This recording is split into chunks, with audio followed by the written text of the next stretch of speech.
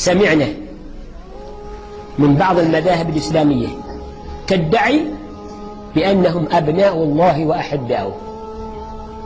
كيف؟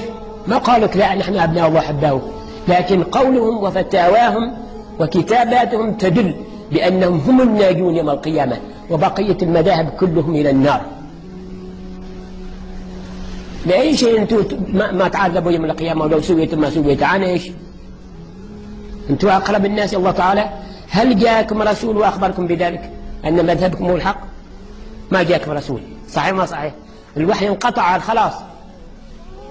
ما قال رسول الله صلى الله عليه وسلم أن المذهب الفلاني هو الحق وهو يدخل الجنة والباقي كلهم النار. ما جاء حديث عن رسول كذا ما كذا. صحيح؟ فإذا أي حد يدعي أن نحن ندخل الجنة وغيرنا يدخل النار فهو من أهل النار. من قال أنا من أهل الجنة فهو من أهل النار. عن إيش؟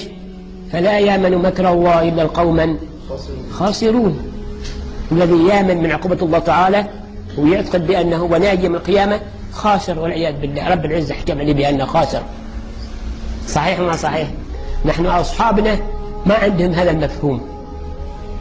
مفهومنا من استقام على طاعة الله عز وجل وترك ما نهى الله عنه ومات صالحا عند ربه فهو في الجنة من أي مذهب كان ومن أي جنس كان. صحيح ما صحيح؟ هذا مذهبنا. فمن أتى بالجملتين قلنا إخواننا. إيش معنى الجملتين؟ بشهادة لا إله إلا الله محمد رسول الله ويلتزم هذه القاعدة ويطبقها، لأن آمن بالله فاتخذه ربا عليه أن يستجيب له مكله، وآمن برسول الله واتخذه نبيا فعليه الالتزام بما جاء به هذا الرسول. كلا ما كذا ما الادعاء. صحيح ما صحيح؟ إيمان تطبيقي. فمن أتى بالجملتين قلنا إخواننا. بعدين وبالحقوق قمنا. إيش حقوق المسلم؟ إيش حق المسلم على المسلم؟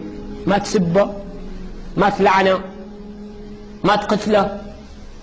صحيح ما صحيح؟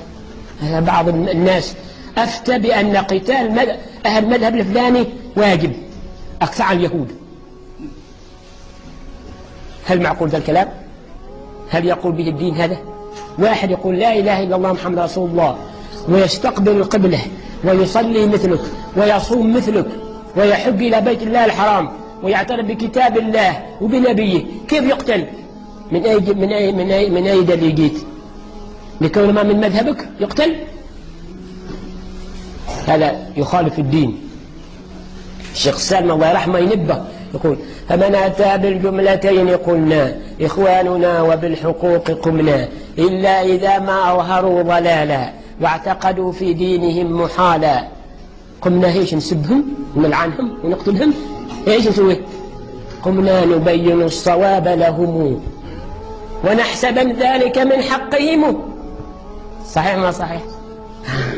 فما رأيته من التحرير في كتب التوحيد والتقرير ايش؟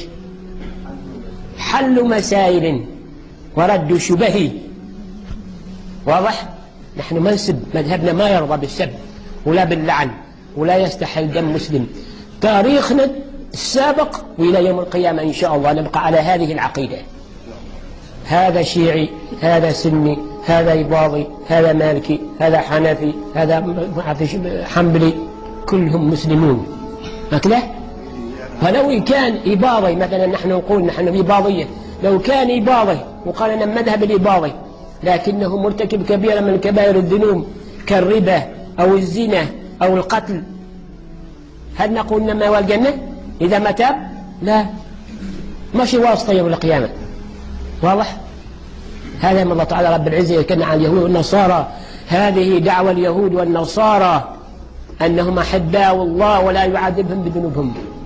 هذه ما جاء بها الرسول صلى الله عليه وسلم.